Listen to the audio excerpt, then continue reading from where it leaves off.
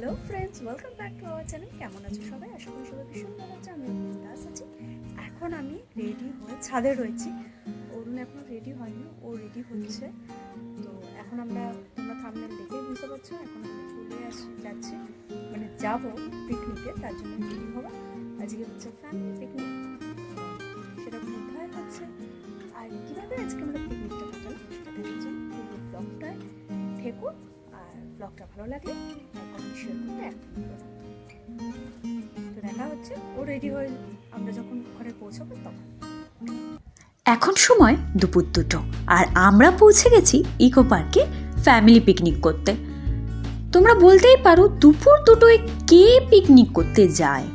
আসলে অরুণের কিছু কাজ ছিল, তাই আর সকাল সকাল আসা হয়নি। সকাল 10টার সময় আসার কথা ছিল, সেটা দিদি, বোন, মা, পাপা সবাই চলে এসেছে, এখানেই ব্রেকফাস্ট করেছে। কিন্তু যেহেতু ওর কাজ ছিল তাই আমরা আসলাম দুপুরবেলায়। তো আমরা আসার পরে দেখো লাঞ্চ করতে বসে পড়েছি। আজকের মেনুতে ছিল প্রচুর আইটেম। অবশ্যই তোমাদের জানাবো কী কী আইটেম ছিল। তার আগে বলে দিই, প্রতিবারের মতো এবারেও কিন্তু দিদি আর মাই সবাইকে খাবার সার্ভ করছিল। তো এইদিকে দেখো আমাদের ছোট্ট মেয়াও পুষি মানে গুনগুন কি বলছে। আম্মা তুমি খাচ্ছো? খাও খাও, ভাল লাগছে খেতে। রাইস মাংস কই রে? ওর মাংস কোথায়? মাংস খাবে না? আজকে আসলে গুনগুনের খাবারটা আলাদাই ছিল, আর এইটা জাস্ট সবাই খাচ্ছে বলে ওকে একটু ফ্রাইড রাইস দেওয়া হয়েছে, না হলে ওর মনটা ভালো লাগতো না। তো আমাদের খাওয়া দাওয়া কিন্তু মোটামুটি কমপ্লিট। এইদিকে বড় জামাই আর মেজো জামাইয়ের মতো কথোপকথন চলছে। তারই মধ্যে তোমাদের জানিয়ে দিয়ে আজকের মেনুতে কী ছিল। আজকে দিদি এনেছিল ফ্রাইড রাইস আর চিলি চিকেন, আর বোন এনেছিল আলুর দম আর ডিম সেদ্ধ, আর মা এনেছিল পরোটা, কমলা লেবু, কলা আর হচ্ছে চাটনি, পায়েস। আমি নিয়ে গেছিলাম চিকেন কষা। মানে পুরো একদম দারুণ আয়োজন ছিল। তো আমাদের খাওয়া দাওয়া কমপ্লিট। এইবারে এখানে সব জিনিসপত্র একটু রেখে ঘুরে আসবো যেখানে পার্কটা আছে। আচ্ছা, সেটাই তো বলা হলো না। আজকে কিন্তু সবাই 4 নম্বর গেট দিয়েই ঢুকেছে এবং 7 ওয়ান্ডার্স যেটা আছে ওর আশেপাশেই আমরা বসে পিকনিকটা করেছি, মানে খাওয়া দাওয়াটা করেছি। এইদিকে দেখো আমি যখন আসিনি তখন গুনগুন সোনা, মনি, দাদা, দাদান সবাইকে নিয়ে, দিদা সবাইকে নিয়ে কত আনন্দই না করেছে। তো সেগুলোরই কিছু মুহূর্ত তোমাদের সঙ্গে এই ভিডিওর মাধ্যমে শেয়ার করলাম। শীতকালে বাড়ি থেকে বানানো খাবার নিয়ে গিয়ে কোথাও বসে সকলে মিলে, সে বন্ধুবান্ধব হোক আর ফ্যামিলির লোকজন, পিকনিক করার মজাই কিন্তু আলাদা। আজকে কিন্তু দারুণ মজা করছিলাম। এদিকে দেখো দিদি আর আমি আবার চলে এসেছি দোলনা চড়তে।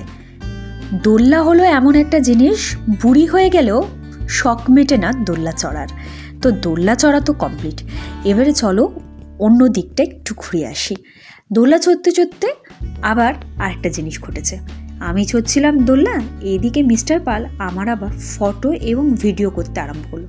সেটাই দিদি আবার খপাত করে ক্যামেরাবন্দি করে নিল। এদিকে আমরা চলে এলাম এবারে ঝর্ণার সাইডে। ঝর্ণা না, সরি, ফোয়ারার সাইডে। দেখো ফোয়ারাগুলো কি সুন্দর লাগছে না? আর আমরা সকলে মিলে এখন চলে যাব এই ফোয়ারার মাঝখানে একটু সুন্দর সুন্দর কিছু ছবি তোলার উদ্দেশ্যে। আজকে ইকো পার্কে যে কত লোক এসেছে সেটা আমার ভিডিওর মাধ্যমে তোমরা বুঝতেই পারছো। আরও একটা কথা বলতে ভুলে গেছি, সেটা হলো আজকে যখন বোনেরা এবং দিদিরা, মা, পাপা সব এসেছে তখন বাজে সকাল 11টা, আর ওরা ঢুকেছিল 4 নম্বর গেট থেকে। কারণ 4 নম্বর গেটের সামনে যে পার্কটা বাচ্চাদের জন্য পড়ে এবং 7 ওয়ান্ডার্স সব কাছাকাছি পড়ে, আর বাচ্চাদের ওই সব জায়গায় বেশি পছন্দের। আর আমরা যখন এসেছি তখন 4 নম্বর গেটের পার্কিং লটটা পুরো ফুল হয়ে গেছে। তা আমরা আমাদের গাড়িটা 4 নম্বর গেটে রাখতে পারিনি, 1 নম্বর গেটে রেখেছি।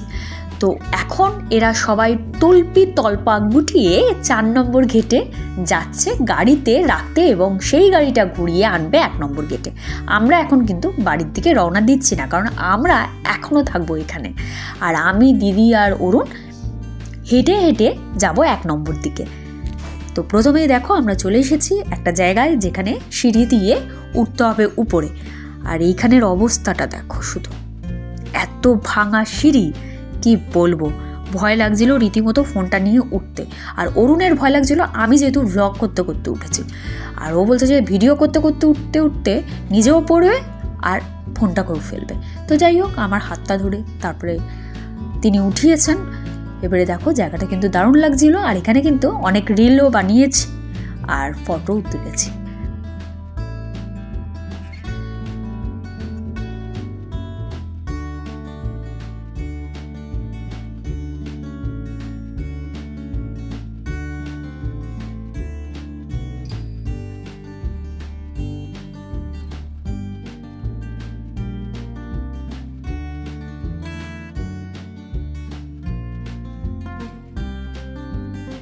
এবারে কিছুক্ষণ এখানে থেকে কিছু ফটো তুলে নেমে যাব আবার একটা সিঁড়ি দিয়ে, কিন্তু ওই সিঁড়িটা একটু ভালো ছিল। এবারে দেখো আমরা জঙ্গলের মধ্যে দিয়ে হাঁটছি। এখন আমরা এই জঙ্গলটার ভেতর দিয়ে যাচ্ছি। এই দেখো সামনেই একটা হাতি পড়ে গেছে আমাদের, সামনেই হাতি। আমরা জঙ্গলের মধ্যে দিয়ে হেঁটে চলেছি, সামনেই দেখো হাতি। হাতির নিচে আবার দুটো বাচ্চা লুকিয়ে গেছে। চলো জঙ্গলের মধ্যে হেঁটে চলেছি। যখন খুব আনন্দ করি না বন্ধুরা, আমি একটু বাচ্চাদের মতো করতে থাকি, তো সেটাকে প্লিজ একটু ইগনোর করো। আর এখন আমরা চলে এসেছি যে জায়গাটা, সেখানে দেখো দারুণভাবে বিভিন্ন রঙের গোলাপের চাষ করেছে। মানে বিভিন্ন রং, মানে কোন রংটা নেই, শুধু হয়তো কালো রঙের গোলাপ নেই, এছাড়া সব রঙের গোলাপ ছিল এখানে।